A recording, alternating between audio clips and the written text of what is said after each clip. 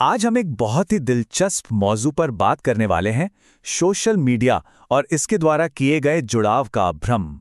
ये एक अजीब सी पहेली है ना? हम एक ऐसे ज़माने में जी रहे हैं जहां हम कह सकते हैं कि पहले से कई ज़्यादा जुड़े हुए हैं। फिर भी बहुत से लोग पहले से कई ज़्यादा अकेला महसूस करते हैं। तो सवाल यह है कि आखिर ऐसा हो क्यों रहा है? तो चलिए थोड़ा पीछे चलते हैं। जब सोशल मीडिया प्लेटफॉर्म शुरू हुए थे तो उनका वादा बड़ा सीधा साधा था, दुनिया भर के लोगों को एक दूसरे से जोड़ना। दोस्त, परिवार, यहाँ तक कि बिल्कुल अनजान लोग, सब एक जगह। एक बहुत ही अच्छा आइडिया था, लेकिन असल में हुआ क्या? ये जो वादा था ना, ये अक्सर एक भ्रम ही साबित हुआ। हमें जुड़ाव का एहसास तो होता है, पर वो जो एक असली अपनेपन वाली गहराई होती है, वो कहीं गायब सी लगती है। अच्छा, इसका एक बहुत ही आम सा उदाहरण लेते हैं। जन्मदिन। सोशल मीडिया पर बधाइयों की जैसे बाढ़ सी आ जाती है और सच कहूं तो महसूस भी बहुत अच्छा होता है ना? लेकिन चलिए एक पल के लिए रुककर सोचते हैं, ज्यादातर शुभकामनाएं आती कहां से हैं? एक एल्गोरिदम के दिए गए नोटिफिकेशन से, ना कि किसी की सच्ची याद से। और एक ऑटोमेटेड रिमाइंडर और किसी के दिल से निकली याद में जमीन आसमान का फर्क होता है। और सच तो ये है कि इन प्लेटफॉर्म्स को बनाया ही ऐसे गया है। वो हमें ज्यादा से ज्यादा पर कम मतलब वाली बातचीतें करने के लिए उकसाते हैं। सोचिए, एक लाइक करने में 1 सेकंड लगता है, एक कमेंट कॉपी पेस्ट हो सकता है।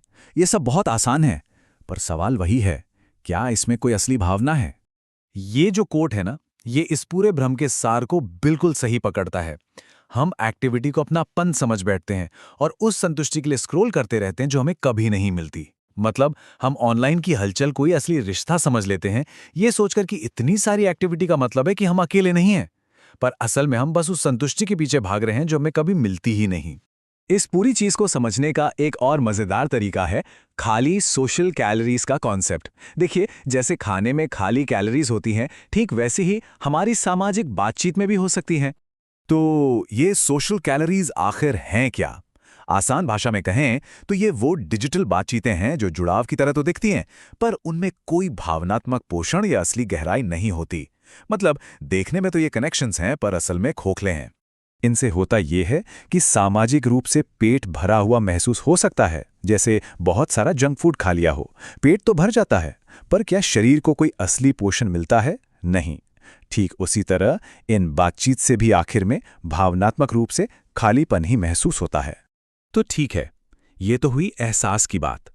पर विज्ञान इस बारे में क्या कहता है? क्योंकि ये सिर्फ एक एहसास नहीं है, इसके पीछे ठोस सबूत भी मौजूद हैं। तो हुआ ये कि पेंसिल्वेनिया विश्वविद्यालय के कुछ मनोवैज्ञानिकों ने ये समझने के लिए एक स्टडी की कि सोशल मीडिया हमारे मानसिक स्वास्थ्य पर आखिर असर कैसे डालता है। उन्होंने एक बहुत ही आसान सा काम किया।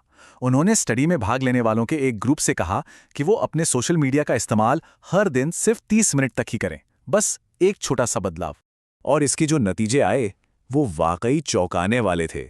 जिन लोगों ने अपना सोशल मीडिया का इस्तेमाल कम किया था, उन्होंने उन लोगों की तुलना में अकेलेपन और डिप्रेशन के लेवल में एक बहुत बड़ी कमी महसूस की, जो पहले की तरह ही सोशल मीडिया इस्तेमाल कर रहे थे।